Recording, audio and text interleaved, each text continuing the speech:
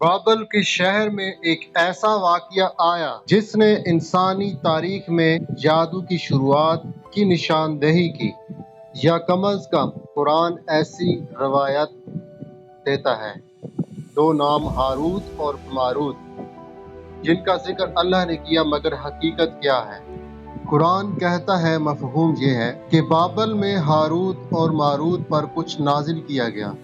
وہ لوگوں کو جادو سکھاتے تھے مگر پہلے خبردار کرتے تھے، ہم تو ایک آزمائش ہے، کفر نہ کرو۔ پھر بعض لوگ اس سے وہ سیکھتے تھے جس سے شوہر اور بیوی کے بیچ میں نفرت پیدا کی جاتی تھی۔ سیکشن 2، ہاروت اور ماروت کون تھے؟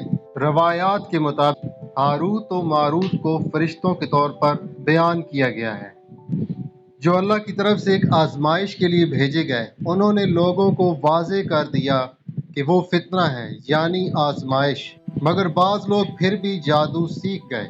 بعض مفسرین کہتے ہیں کہ یہ دو بادشاہ تھے یا عام انسان تھے جنہوں نے جادو سیکھا اور پھر دوسروں کو سکھایا، اسی لیے کلاسیکی مفسرین میں اختلاف پایا جاتا ہے۔ شیعہ کتب میں مرکزی روایت یہ ہے کہ ان کا بھیجا جانا ایک آزمائش تھی، اور جو جادو سیکھا گیا وہ انسانوں نے برا ارادہ کر کے سیکھا۔ اب آتے ہیں سیکشن 3، جادو کیا ہے؟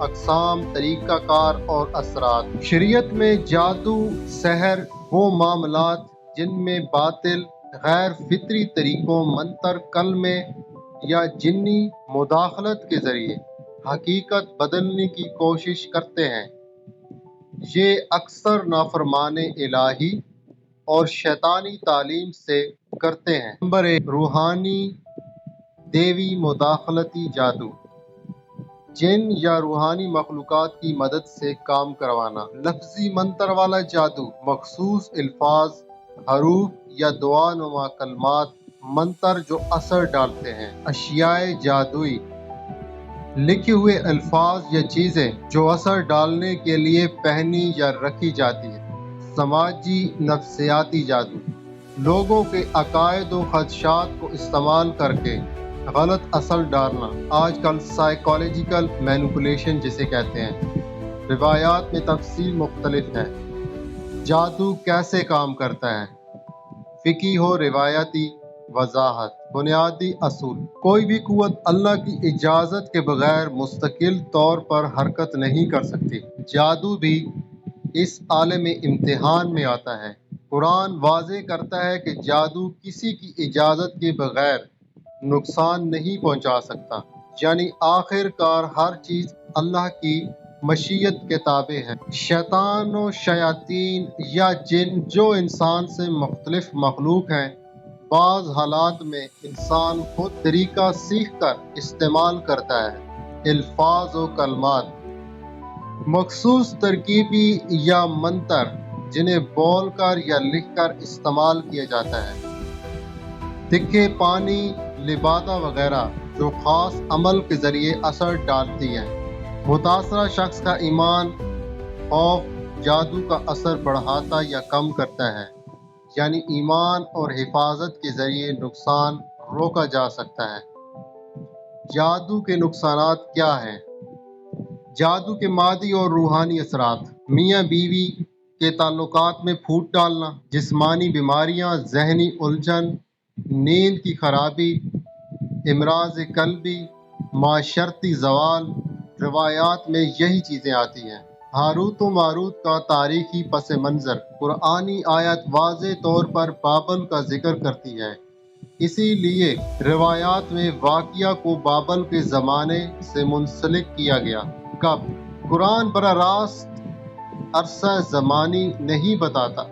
مفسرین نے مختلف قیاسات کی ہیں، بعض اسے حضرت سلیمان علیہ السلام کے زمانے کے حوالے سے بھی جوڑتے ہیں، کیونکہ آیت میں شیطانوں کا سلیمان کے زمانے میں جادو پڑھنے کا ذکر ملتا ہے، مگر قرآن صریحاً کہتا ہے کہ سلیمان نے کفر نہ کیا، اس لیے یہ بحث متروک اور مختلف آراء کا موضوع ہے۔ روایات میں واضح نام حکمران عام طور پر ذکر نہیں ہوتا۔ بعض تفسیرات مختلف کہانیوں سے جوڑتی ہیں، اور بادشاہ یا معین سیاسی دور کا تذکرہ آتا ہے، لیکن یہ تاریخی لحاظ سے متفقہ نہیں۔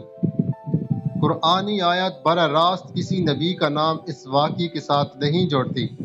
بعض روایات یا قصص الانبیاء کی کہانیوں کو ملاتی ہیں، لیکن شواہد محدود اور متفرق ہیں۔ لہذا فقہی موقف یہ ہے کہ قرآن جو بتاتا ہے وہ اصل ہے، وہ واقعہ ہوا اور ایک آزمائش تھی۔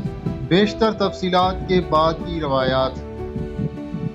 کچھ روایات کے مطابق وہ فرشتے بطور آزمائش بھیجے گئے اور جن لوگوں نے بد استعمال کیا وہ جادو سیکھ گئے۔ خود فرشتے واپس چلے گئے یا سزا کا تجربہ کیا، تاہم قرآن میں ان کی آخری حالت کی تفصیل نہیں دی گئی۔ بعض مفسرین کہتے ہیں کہ وہ گراوٹ کا شکار نہیں ہوئے، بلکہ لوگوں نے ان کی تعلیمات کو توڑ مروڑ کر استعمال کیا۔ کلاسیکی قصص میں اضافی واقعات، مثلا ستاروں، وینس وغیرہ کا ذکر یا ان کا جغرافیائی سفر شامل ہے۔ بہت سے مؤثر محققین انہیں بادی اور اسطوری قرار دیتے ہیں۔ جادو ایک حقیقت ہے، مگر اس کی طاقت اللہ کی مشیت کے تابع ہے۔ جادوگر گناہگار ہے اور جادو سے بچنے کا ذریعہ قرآن، دعا، خصوصاً آیات حفاظت، روزہ یا اہل بیت کی توسل اور فقہی علاج ہے۔ ہاروت و ماروت کی کہانی ہمیں بتاتی ہے کہ علم خود برائی نہیں ہوتا، اسے استعمال کرنے کا طریقہ ہی فیصلہ کن ہے۔ آزمائشیں آئیں گی، مگر ایمان اور عمل ہی ہمیں محفوظ رکھ سکتے ہیں۔ تفسیر قمی، متعلقہ باب، ہاروت و ماروت، بحار الانوار۔